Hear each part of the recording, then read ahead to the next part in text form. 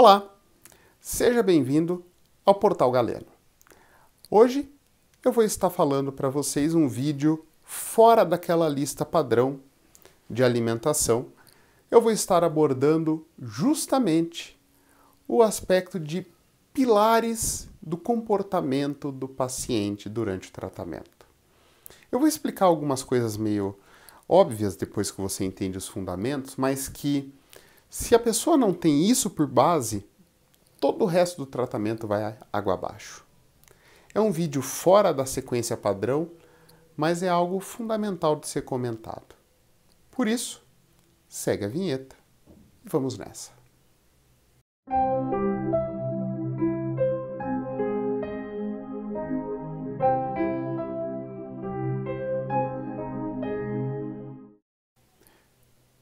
Pois muito bem.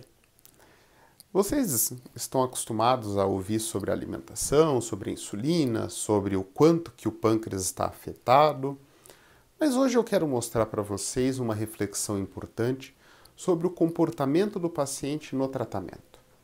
Porque isso é um pilar de tratamento tão importante quanto a insulina, quanto a alimentação, quanto todo o restante. E isso eu menciono a vocês porque para um caso mais leve, como por exemplo uma pré-diabetes, até que não tem tanta interferência. Lembre-se, o nosso corpo, ele é sábio. Se ele tem capacidade de produzir insulina, isso atua como um amortecedor para os problemas, né? Então, vem uma carga grande de glicemia, a medicação e a alimentação dos outros dias ajudam, óbvio, mas você acaba tendo, inevitavelmente, um efeito do pâncreas em proteger e produzir mais insulina. Até aí é tranquilo. Agora, quando você pega o paciente que já usa insulina, que está num grau mais avançado do diabetes insulino dependente, aí é complicado. Porque aí esse paciente, se não tiver essas bases que eu vou mencionar nesse vídeo, ele vai sentir os efeitos. E por isso, é importante a gente entender que o nosso corpo, nesse aspecto, ele funciona como um reloginho, tá? Então, quando você usa uma medicação, ela vai ter um determinado perfil de ação por um determinado período de tempo, um momento em que ela vai atuar com mais força, um momento em que ela vai atuar com menos força. Quando você vai usar a insulina, ela vai ter um padrão de atuação no mesmo critério. Se você vai fazer um exercício, a mesma coisa ocorre. O corpo vai demandar uma quantidade de glicose por um período e depois ele vai aliviar a tensão novamente. Tudo no nosso corpo existe um processo de maior exigência em algum momento, menor exigência em outro. Um determinado momento ele é mais cobrado, em outro ele é menos cobrado. Em outro ponto, funciona mais forte, em outro funciona mais fraco. E existe ainda um elemento temporal de avaliação. Então as coisas não são tão simples. Pode parecer confuso para você que está ouvindo esse vídeo até aqui, mas com o exemplo que eu vou dar, as coisas vão fazer sentido.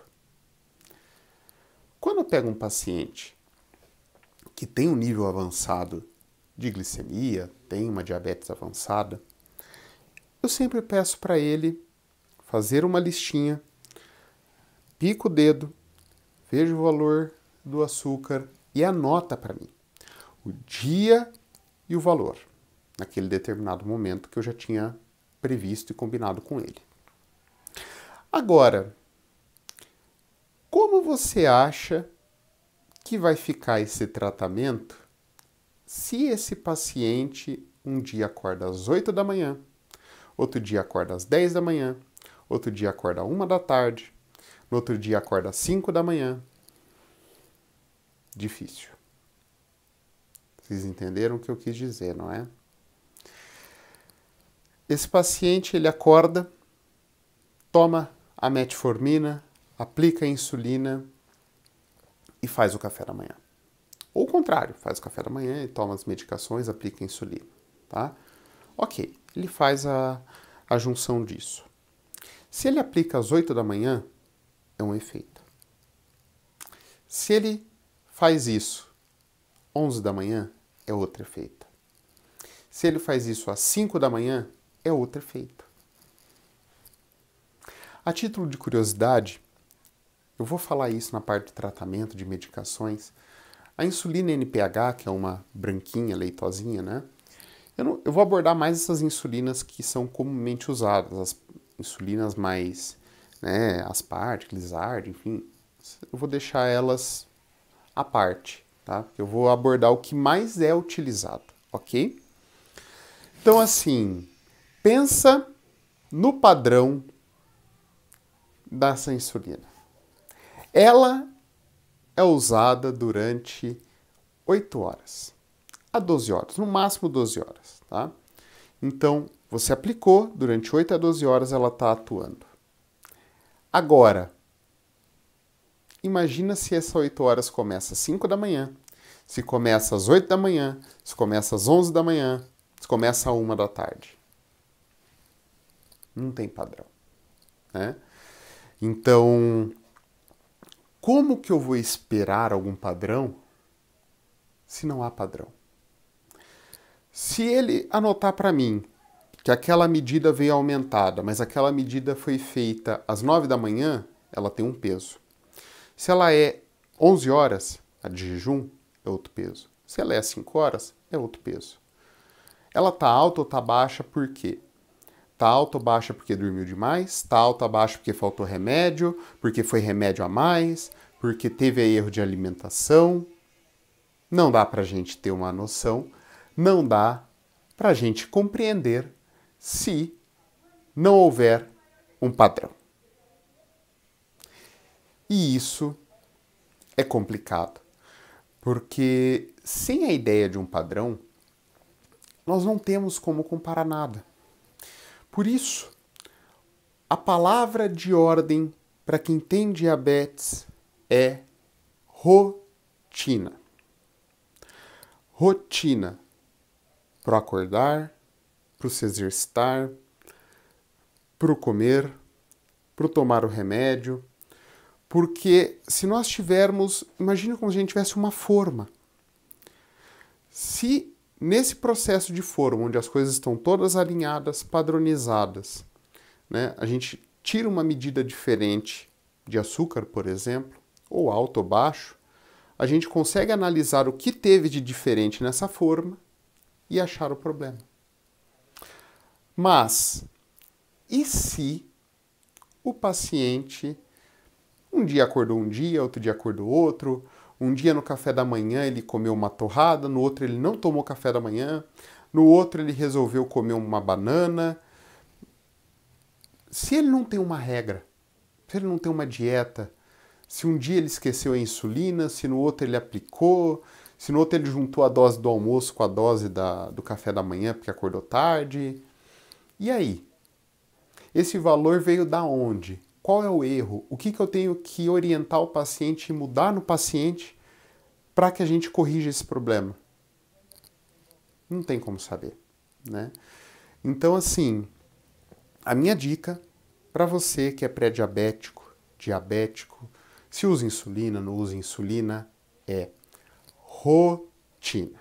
Rotina é fundamental, porque se você começar a criar uma rotina e a gente entender como o seu organismo está se comportando, a partir desses detalhes, a gente consegue ter uma base e aí, quando você sai da rotina, você mesmo percebe se aquilo funcionou bem, se aquilo funcionou mal.